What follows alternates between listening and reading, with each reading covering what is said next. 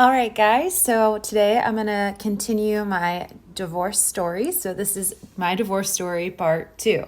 So I left off with the fact that I had found out from other people that my ex-husband was having an affair, but at the time he told me that was not the case. So we had a lot of conflict between the two of us that resulted in us separating. Well, it turns out that he was in fact with this person, this woman, and they proceeded to be together for 4 years.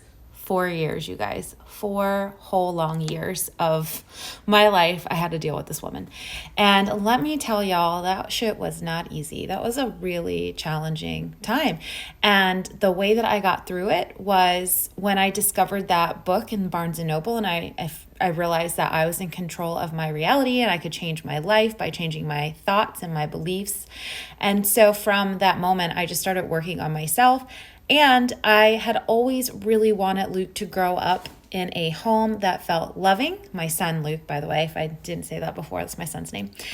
And so I decided that even though I was really angry and hurt and effing devastated by my ex-husband and this affair, especially with somebody who met me. So this woman even met me.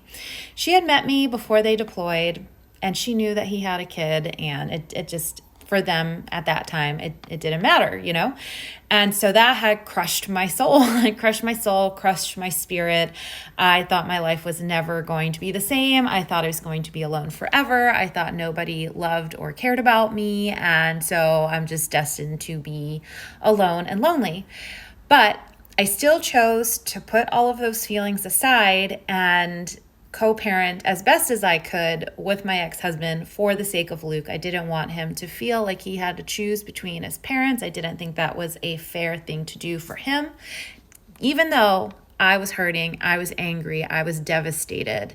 I made that choice, and I swallowed my pride and I swallowed my ego every single time. And it did end up paying off because my ex-husband and I are really good friends now. We get along so well. We co-parent really well. I'm very, very proud of the relationship that we have together.